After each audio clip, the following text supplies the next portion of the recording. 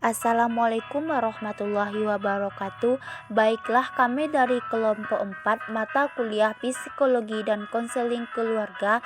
Di sini kami akan membahas mengenai problematika dalam kehidupan perkawinan. Dosen pengampu Dra Hardiani MPD Kons yang beranggotakan 5 orang, yaitu Mardatilah, Mufti Ramadhani, Rahmi Suci 62, Muzilatul Isma, dan Anes Leksmana. Baiklah, di sini kami akan mempresentasikan hasil dari kelompok kami. A. Menguraikan dan menganalisis problematika yang terjadi dalam perkawinan seperti perselingkuhan, komunikasi, ekonomi, pertengkaran, dan perceraian.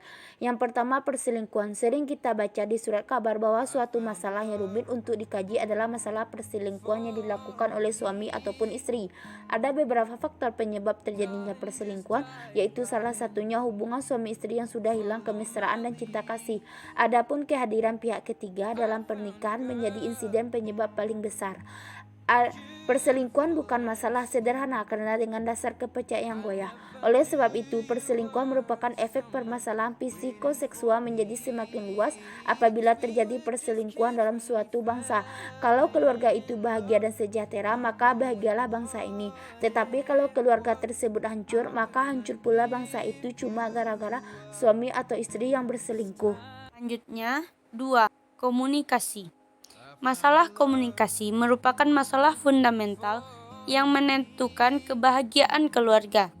Kesenjangan komunikasi sering memicu timbulnya permasalahan lain yang lebih kompleks dan perlu disadari bahwa apapun permasalahan dalam keluarga, suami, istri, anak, komunikasi interpersonal yang dilandasi sikap keterbukaan, pemahaman, penerimaan membuka peluang sukses bagi pemecahan masalah keluarga. 3. Ekonomi. Dalam masalah ini ada 2 penyebab, yaitu kemiskinan dan gaya hidup. Kemiskinan jelas berdampak terhadap keluarga. Jika kehidupan emosional suami istri tidak dewasa, maka akan timbul pertengkaran. Sebab istri banyak yang menuntut hal-hal di luar makan dan minum, padahal penghasilan selama bekerja hanya dapat memberikan makan dan minum dan kebutuhan yang sewajarnya. Baiklah, saya akan melanjutkan pembacaan materi selanjutnya, yaitu 4. Pertengkaran. Pertengkaran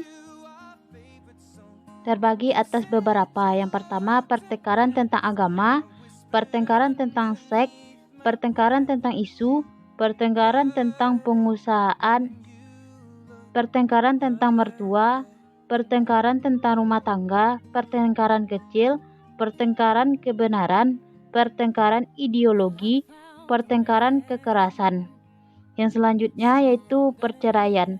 Perceraian adalah berakhirnya suatu pernikahan saat kedua pasangan tak ingin melanjutkan kehidupan pernikahannya. Mereka bisa meminta pemerintah untuk dipisahkan. Beberapa faktor yang menyebabkan perceraian yaitu A. Tidak keharmonisan dalam rumah tangga. B.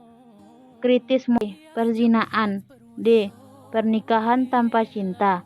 E. Pertengkaran berlarut-larut. B. Solusi dari masalah-masalah perkawinan.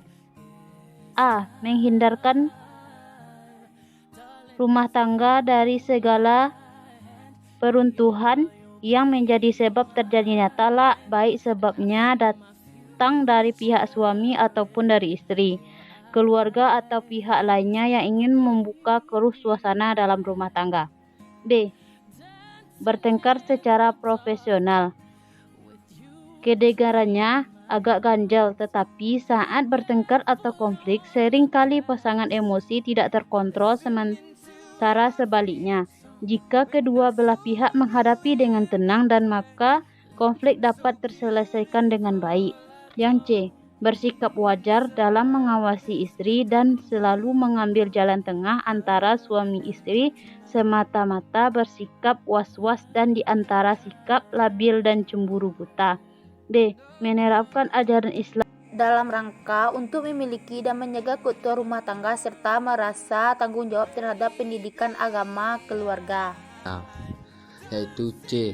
Menguraikan dan menganalisis problematika yang terjadi dalam keluarga seperti KDRT, kekerasan pada anak, bunuh diri, dan lain sebagainya. 1. KDRT.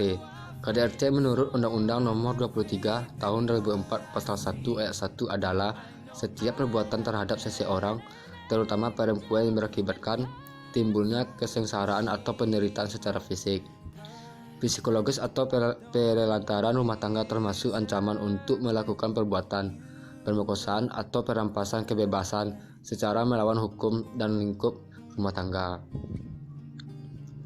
2. Bunuh diri. Bunuh diri adalah perbuatan menghentikan hidup itu sendiri atau atas permintaannya. Hal-hal yang menyebabkan terjadinya bunuh diri adalah 1. Dilanda keputusasaan atau depresi.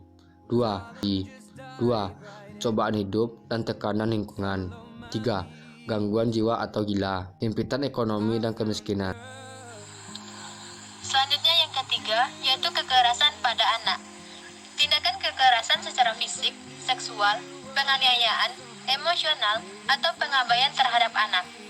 Pengabaian anak sebagai setiap tindakan atau serangkaian tindakan, wali atau kelalaian oleh orang tua yang membahayakan atau potensi bahaya, memberikan ancaman yang berbahaya kepada anak. Jenis-jenis kekerasan pada anak, yang pertama kekerasan fisik, yang kedua pelecehan seksual, yang ketiga kekerasan emosional. Dampak dari kekerasan terhadap anak yaitu, yang pertama, kekerasan fisik, dapat mengalami memar, luka bakar, patah tulang, trauma, cedera pada tubuh. Yang kedua, kekerasan emosional, dapat membuat anak mengalami trauma psikologis.